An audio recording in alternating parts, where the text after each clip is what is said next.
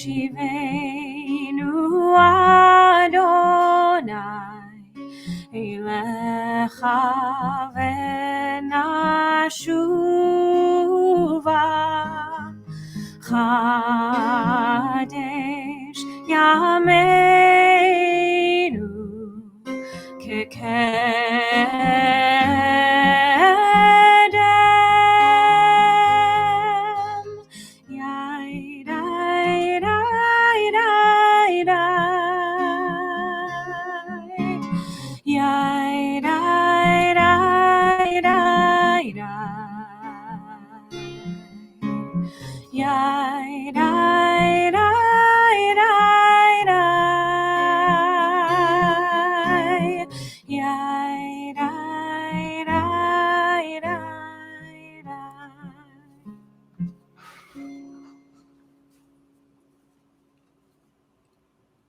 Kol Nidre is an evening out of time, an evening out of space. We leave one room and walk into an entirely different room. We slide behind a curtain into a darkened space, a holy of holies. In this room, we will think about vows. We will think about commitments. We will think about realities that are beyond our imagination. All of these are paths to help us consider our lives, to think about who we are. We seek a story to tell us who we are as we travel through this room, who we aspire to be when we walk out. There is a catharsis as we walk in, the feeling of release when you are fully honest and authentic. You have gotten yourself here tonight to be undone and done again. We walk through this room together, a collective imagining and examining of our lives. The first marker we reach on this journey is preparation. We prepare our spaces and bodies. We wrap ourselves in the talit, marking a difference. Only once a year do we don this in the evening. Next, we light our way with the light of memory. We will light a memorial candle for our beloved dear ones. Their memories remind us of the impact a life can have. We will say Mourner's Kaddish, marking this day with words of sanctity and holiness. The next marker points us further on our path towards the light of this sacred day, with a blessing that is all its own, the light of this day of atonement. And then we begin to face ourselves. As we hear those old words, that ancient melody, we will hear Kol Nidre 3 times. And each time as we walk deeper into the room of holy honesty, we acknowledge our failures. We examine what is broken, our world, our relationships, ourselves, and we reach for the potential of return and repair. This is Kol Nidre, a room within a room, the song of the seeking soul. Tonight is Kol Nidre.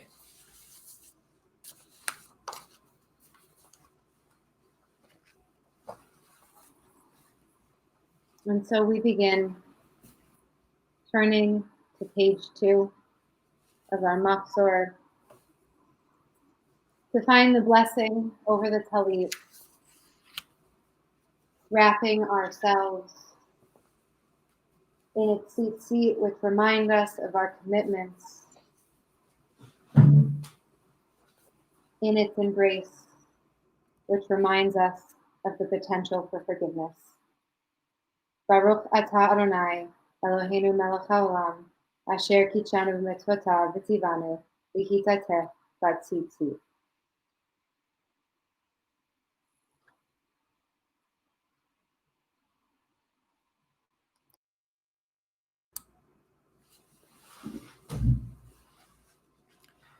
As we move to light the Yizkor candle, I'd like to share the words of my dear friend, Rabbi Maggie Wenig.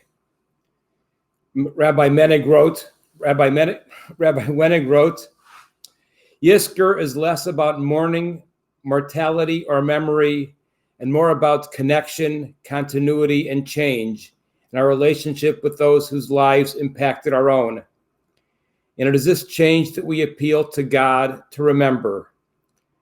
Blessed are those who gave meaning to our lives. Baruch atah Adonai makor hachayim. Blessed are you, Adonai, source of all life, as we now light our Yizkor memorial candle.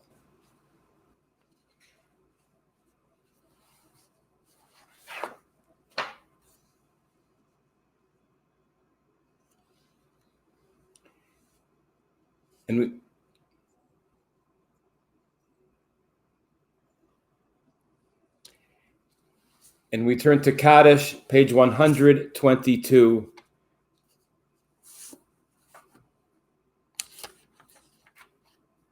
Yitgadal v'yitgadash shmei rabbah, v'yomad divrach hirutei v'yamlich malchutei, v'chayechon v'yomechon v'chayei dechol beit Yisrael, v'agala v'zman kariv v'imru amen. Yehei shmei rabbah mevarach le'olam l'omei omaya. Yitbarach v'yishtabach v'yitpoar v'yitromam v'yitnaseh, v'yadar v'yithaleh v'yithalal shemei dekudesha brichu. Leila min kol birchata v'shirata, tushbachata v'nechamata, v'amiran b'yolma v'imru amen. Yeshlomo rabba min shemaya, v'chayim aleinu v'al kol Yisrael v'imru amen. Oseh shalom b'imromav, hu yaseh shalom, aleinu v'al kol Yisrael, v'al kol yoshvei tevel v'imru amen. The source of peace bestow peace upon all who mourn, and may we be a source of comfort to all who are bereaved. Amen. Oseh shalom imromav, hu yaseh shalom. Aleinu ve'al kol Yisrael ve'imeru. Amen. As we prepare to light the lights of Yom Kippur, we turn to page 9. We pray that our thoughts on this Yom Kippur evening may be true light, that they find their way into words which have the weight of shadow to hold the layers of truth. And when we look into our heart, may our eyes have the kindness and the reverence of this candlelight.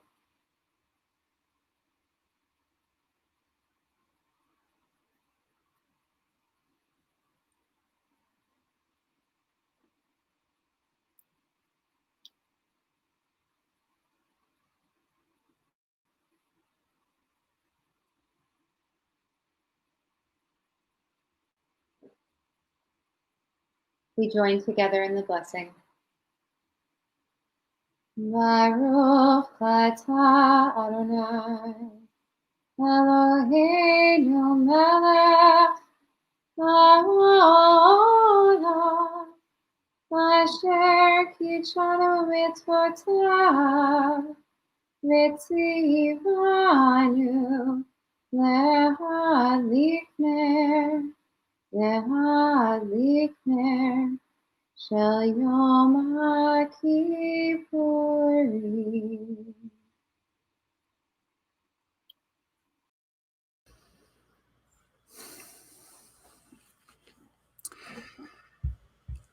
We move now toward the recitation, the chanting of Kol Nidre, and I'll invite you to turn with me to page 89. Page 89 in our Machzorim, and I invite you to read with me in the middle of the page, Failures of Justice. Together, we dishonor you when we dishonor our society. For our failures of justice, Adonai, we seek forgiveness. For being indifferent to deprivation and hunger, while accepting a culture of self-indulgence and greed. For abuse of power in boardrooms, courtrooms, and classrooms, and for accepting the neglect of children and elders, the ill and the weak. For permitting social inequalities to prevail, and for lacking the vision to transcend our selfishness. For glorifying violence and turning hastily to war, and for allowing history to repeat itself. For behaviors that risk the future of our planet, and for wreaking havoc on our only true inheritance, God's creation. Continue on page 18.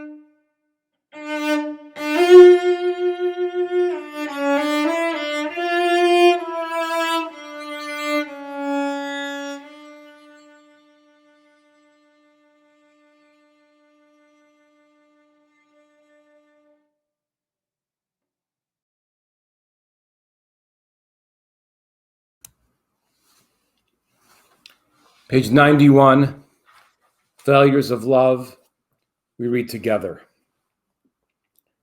We sin against you when we hurt one another. For our failures of love, Adonai, we seek forgiveness. For exploiting another for our own pleasure, and for the wounds we cause through betrayal and deception. For withholding affection from those we claim to love, and for using love to control our spouses and partners, our children and parents. For abandoning friends and siblings whose love has sustained us, and for neglecting those who love us when they need us most. for harboring in our relationships mistrust, boredom, and disloyalty, and for rejecting our partner's efforts at repair and renewal, for possessiveness, jealousy, and avarice, and for lashing out in anger at those who are closest to us. In our usual Kol Nidre, we invite all of the past presidents of our Micah community to come to the Bima to symbolically usher in the holy day together by kindling the Yom Kippur lights. We clearly were not able to do that this year. So instead, I invite you to visit with them as we listen to the next Kol Nidre. All of our living past presidents came to Micah for special photographs. Those who were unable to sent us one. We turn once again to the words of Kol Nidre.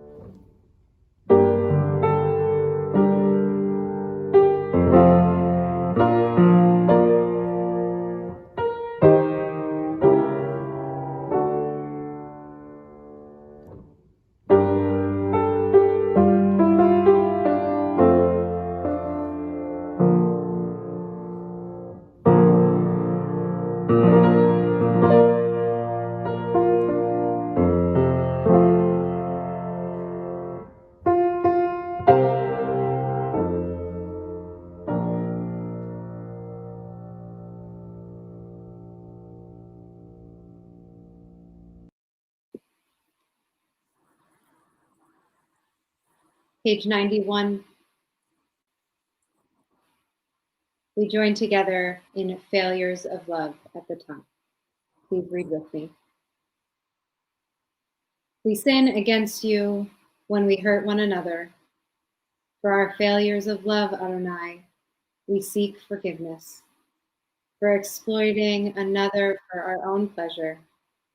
We're reading Failures of Integrity. I was on the wrong page. Failures of Integrity, page 89. Was so swept up in those images of so many people that I love that I wanted to read about love again. Failures of Integrity, page 89. We wrong you when we wrong ourselves. For our failures of integrity, Adonai, we seek forgiveness. For passing judgment without knowing of the facts, for distorting facts to suit our purposes, for succumbing in silence to social pressure, and for acquiescing in beliefs we find offensive, for using others' bad behavior to excuse our own, and for blaming others for our mistakes and poor decisions, for pretending to emotions we do not feel, and for appearing to be other than what we are, for condemning in our children the faults we tolerate in ourselves, and for tolerating in ourselves the faults we condemn in our parents. We return for a final Kol Nidre, page 18.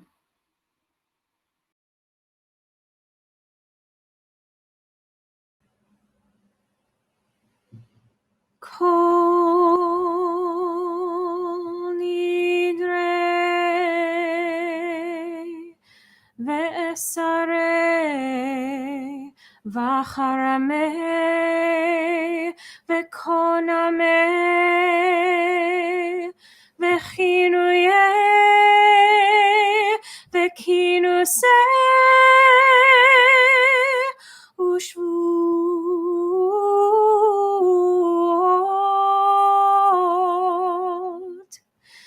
din darna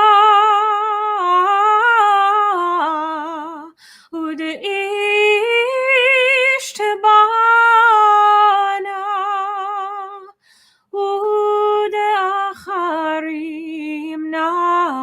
u'de'acharimna v'dasarna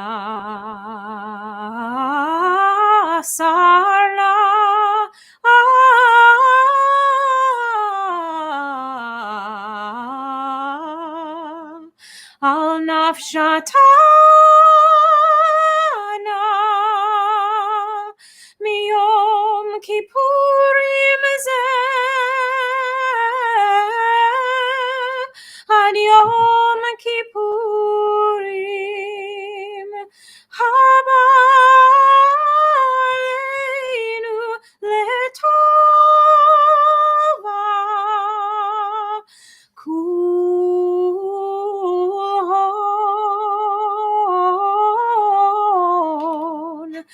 icharatna vehon kulhon yehon sharan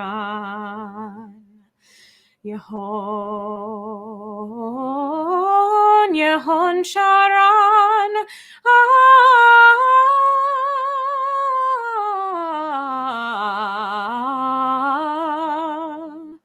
Yehon sharan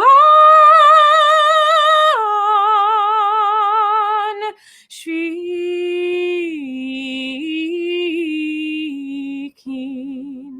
shvitin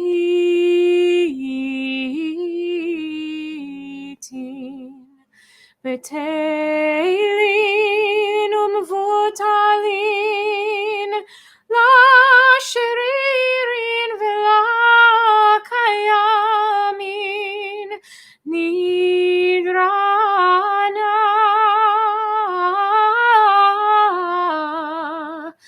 la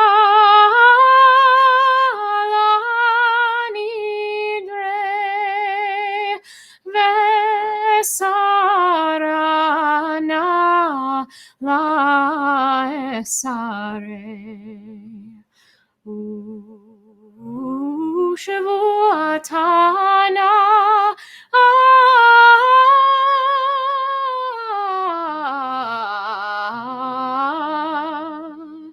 la Shavuot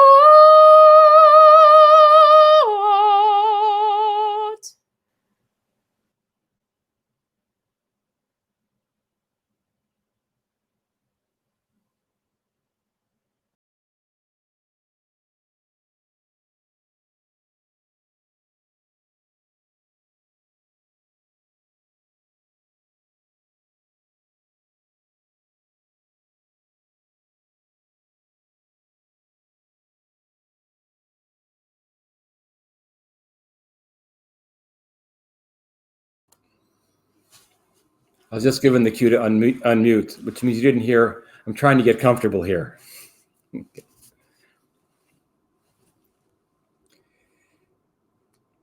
It's hard to find a comparison for Kol Nidre. This is the evening deemed the holiest of our Jewish calendar year. In usual times, synagogues around the globe are the most crowded. You can't get a seat. My wife Louise recalls childhood memories of her home congregation, admonitions to come on time. No one will be allowed into the sanctuary once the Torah scrolls have been removed from the ark. Kol Nidre is simultaneously a world stripped bare and a world turned upside down. Stripped bare because, in theory anyway, we have come to confess our sins, to seek atonement. We've come to dive into our deepest selves and to search for our truest self. And Kol Nidre is likewise a world turned upside down because it is so outside the norm and usual. Everyone is present. When else does that happen? And it is ritually upside down. It is the only evening of the year when we wear a talit. I'm wearing my talit. We had a blessing for talitot at the beginning of the service. All the Torah scrolls are out of the ark, yet not one of them is read. We hear an Aramaic prayer, not even Hebrew. We hear it 3 times, yet not one word of it is read in English. The usual and customary, so to speak, are abandoned for this one evening. And on top of it all, this evening is not supposed to be happening or not happening the way it is. The ultimate world turned upside downness of this evening is that the Kol Nidre prayer itself is not supposed to be in our liturgy. This evening, let me elaborate for just a bit about the history of the Kol Nidre prayer. And I've said this on occasion before.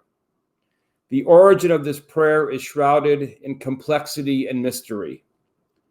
There are very few extant sources to show the exact evolution of this unusual Aramaic prayer. The scholarly history unpacking the origin of the prayer admits to its lack of certainty. But certain things we do know. We do know that in the late 9th century, in the oldest extant prayer text, known as Seder Rav Amram, composed by the Gaon, or the rabbinic leader of Babylonian Jewry, Rav Amram, in his prayer book, he refers to the Kol Nidre as, quote, a foolish custom. Rav Amram objects to the prayer on legal and moral grounds. It is a prayer which annuls all oaths. Simply hear the words in English from a straightforward translation, which many prayer books do not provide. But the straight and truth of the matter is this. These are the words. All personal vows we are to make, all personal oaths and pledges we take, between this Yom Kippur and the next Yom Kippur, we publicly renounce. Let them all be relinquished and abandoned, null and void, neither firm nor established. Let our personal vows, pledges, and oaths be considered neither vows, pledges, nor oaths. End of quote of the prayer text. How can any society or religion allow a public ritual which nullifies any oath that is taken for any business arrangement or courtroom proceeding or any proceeding whatsoever? How can any society function with a self-created system of unreliability and the condoning of broken promises and unenforceable contracts? This is a world unhinged. According to the record, Sadia Gaon, some 50 years after Rabbi Amram, he also objected to the prayer and he sought its elimination, but he also failed due to its popularity with the people. Now, the source of the prayer's popularity is hard for us to fathom. We are perhaps too modern. Some scholars claim that the popularity was derived from the overwhelming belief at the time that this, quote, nullification of everything blessing formula was effective in warding off demons who were coming perhaps to invade our lives, these demons who had sworn oaths to do harm. By them coming into someone who had said Kol Nidre, their oaths wouldn't work, and they would not be able to work their harmful magic. Whatever the case, it is clear that this is a prayer from a world with a totally different mindset from our own. We might call this religion as superstition. By the Middle Ages, Kol Nidre continued to be part of our liturgy. And for the Jews of Europe, it had become associated with the melody that we all know so well today. That melody would prove to become pivotal in the prayer's staying power. With the rise of Reform Judaism in Germany in the late 18th century, there was yet another attempt by the rabbis of that time to eliminate this prayer.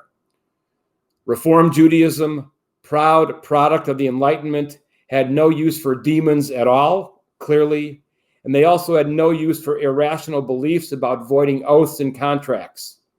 In 1817, the Reformed Congregation of Berlin eliminated the prayer. But as our friend and teacher Rabbi Hoffman wrote, quote, what the Reform rabbis did not count on is the power of music and the will of average congregants who cared little about the theological or moral consequences of the Kol Nidre's words relative to their fondness for the traditional melody, which obviously spoke very deeply to them of the mood and message of Yom Kippur. Despite rabbinical protestations, cantors continued to sing Kol Nidre even when it did not appear in the prayer books. The rabbis tried to substitute alternative lyrics, such as psalm texts, but the cantors remained faithful to the old familiar words.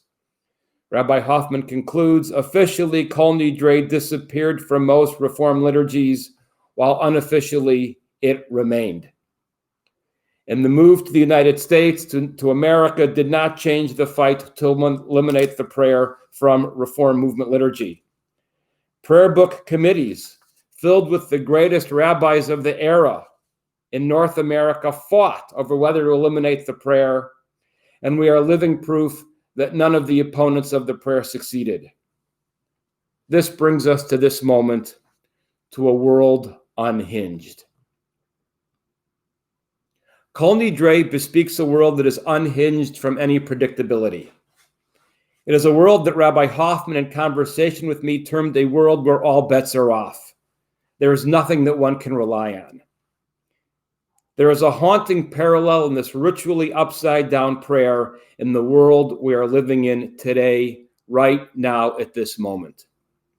Pandemic has turned our world upside down. Just consider the here and now. Almost everything that we once saw as reliable is gone. COVID-19 has totally changed our day-to-day habits. We are working from home. Our children are schooling from home. We don't socialize the way we once did. No lunch dates with friends. No going to the same old hangouts. No stopping for a cup of coffee just because you want to take a break. And for me, whenever I stop for a cup of coffee, I always add in a chocolate chip cookie from the display case, just because I want to and I can't resist. The way we used to work, socialize, eat, shop, school, gather, and pray is for now gone. The way we used to view our American democracy is gone for now also. The way we used to think that words of truth came from our leaders is now gone. It is as if the world of Kol Nidre, canceling any word or oath, were said on the inauguration platform in 2017. We really are in Kol Nidre land, a world turned upside down where all bets are off. We are in a world shorn of its mooring, and we feel unsettled daily. So the question is, how do we live when all bets are off? Where do we find Jewish wisdom to confront an everything is up for grabs world? I wonder if the words of writer Christopher Isherwood could be true. Quote, Sometimes awful things have their own kind of beauty. There is a truth in those words that can be simply too painful to bear. There is a depth of mystery here almost too great to plumb. We see this in art, ranging from Picasso's Guernica to Edward Albee's Who's Afraid of Virginia Woolf. Awful things can have their own kind of beauty. Perhaps we can find that beauty if we remember that tonight is also a time when we probe into our deepest selves and search for our truest self. Kol Nidre suspends normality, making room for deep, deep, deep probing introspection. Do we have a Jewish religious answer to all of this? I've asked myself relentlessly for the past many months. Beyond working for social justice, what does our theology tell us on how to stay moored, how to not be exhausted, how to go on when nothing is as it should be? Now, as many of you know, I speak with my teacher, friend, and mentor, Rabbi Hoffman, regularly. And during this period of pandemic, we have Zoomed weekly. And as we were discussing these very questions, I wrote down these words that came tumbling out of his mouth. I'm going to read them slowly. These are a quotation from Rabbi Hoffman's mouth that I scribbled down. Quote, "Maybe theology isn't a belief, maybe it is an act, but a certain kind of act. Theology is an act of faith." I'm going to read that again. Maybe theology isn't a belief, maybe it is an act, but a certain kind of act. Theology is an act of faith. And as Rabbi Hoffman teaches, it need not be a philosophical statement of belief in something. It's an act of faith. Faith does not need to be a philosophical statement of belief in something. So we can be Jews of faith and not believe that God gave the Torah, for example. We can be Jews of faith and wonder what we really believe when we read the Shema. We can be. We can be Jews of faith and not be certain that we believe Adonai is our God, Adonai is one. Don't let anybody tell you differently. What if faith is a perspective on the future? Rabbi Hoffman defines faith in much the same way that Václav Havel defines hope. When Havel says hope is a state of mind and not a state of the world, a dimension of the soul, an orientation of the spirit. Rabbi Hoffman teaches faith is being able to paint a picture of our world or tell a story about our life in which there is a future worth living for. Faith is being able to paint a picture of our world or tell a story about our life in which there is a future worth living for. Faith is then expressed in acts. Faith acts make a claim on and paint a picture of a future worth living for. A future for which in the moment there is no necessary evidence. That is Havel's orientation of the spirit. Even when there is no necessary evidence, we can look to the future. I learned a long time ago from another great teacher, Rabbi Eugene Borowitz, that actions rather than faith is the primary expression of Jewish religious life. What then are these acts? Faith acts are born from what philosophers call our moral space, what religious people call the soul. What Rabbi Hoffman has written is the space deep down within each of us that constitutes our deepest self, our bedrock sense of who and what we are and what matters to us. Faith acts are born from the moral space that lies deep within. This evening, I'm sitting near evidence of inherited faith acts that are near my computer. I'm going to show them to you in a second.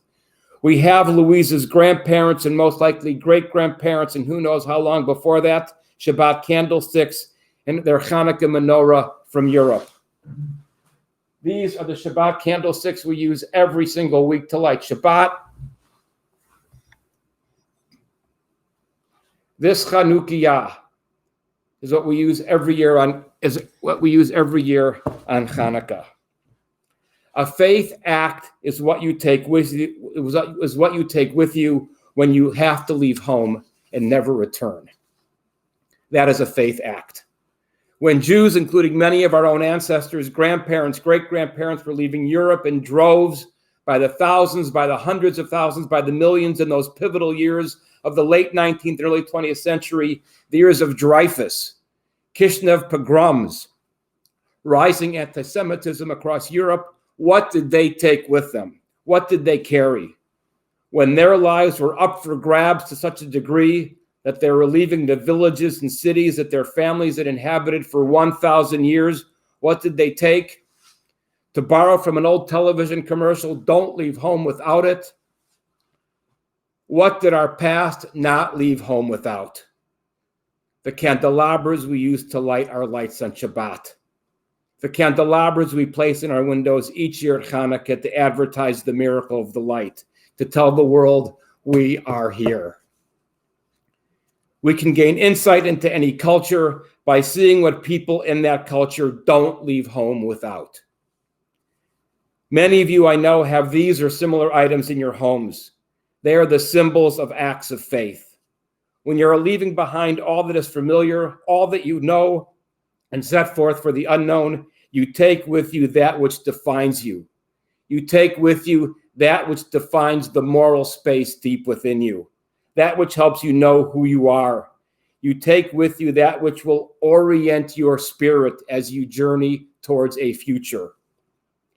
Many of us have in our homes these heirlooms. Other of us have other similar items. Our grandparents and great-grandparents leaving everything they knew for an unknown, they carried with them the ritual objects that painted their picture of the world. In leaving, they are also creating the story of their future. That is when an act becomes an act of faith. When we refuse to give in to pessimism and a narrative of the future that is lost and not worth acting for, we are entering and creating a world of faith. That is why we say, Zachrenu l'chaim, remember us, God, for life. We have a future to create, and the time is now. We now hold in our homes what our ancestors carried. Through their acts of faith, they have literally set for us a table that might guide us in a world adrift that is up for grabs. This is where we must begin, because in our new reality, we have even lost our sense of time. Just a few weeks into our pandemic life, when we are already well into the routine of Zoom meeting after Zoom meeting after Zoom meeting for days on end, our executive director, Rachel Gross, sent me a cartoon that I'm sure many of you saw. I think it went all over. Quote, for those of you who have lost track, today is Blur's Day, the 14th day of Marilay. Remember seeing that? That kind of said it all at the time. It captured everything. The complete disorientation of life when you don't even know what day or time it is. Abraham Joshua Heschel called Shabbat a palace in time. For us, I think, for much of Temple Micah, Shabbat has been both an anchor to keep track of where we are, as well as a life buoy, forming the very pattern of our lives. We are not animals in a wilderness from every day is the same. We may be in exile, but Shabbat affirms our humanity and our purpose. As we enter Yom Kippur, the Sabbath of Sabbaths, we pause to consider God's own original faith act. God welcomed Shabbat. The Shabbat table comes to us straight from the opening chapters of Genesis. And I'm going to say this. If you're ever going to be trapped on a desert island for a stay, take these opening chapters of Genesis with you, because they are, I think, the best survival guide ever written. In lighting our Shabbat candles, we bring ourselves back to the very beginning of our story when God said, let there be light. That light symbolizes the sacred in the universe, what Václav Havel terms transcendental, the anchor of deepest roots of human responsibility. We scramble the order now for a moment in order to turn to our beautiful challah. And here too we find Genesis. By the sweat of your brow you will eat your bread, Adam is told. If bread symbolizes human effort,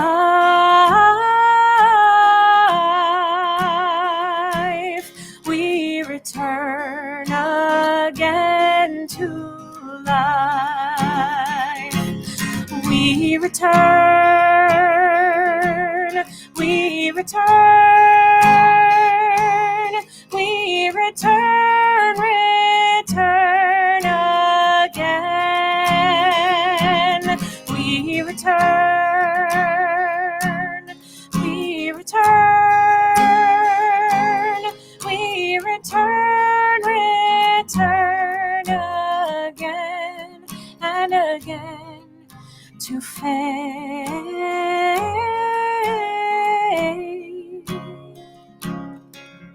to faith,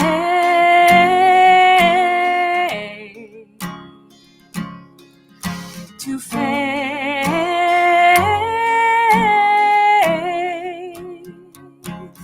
We return again to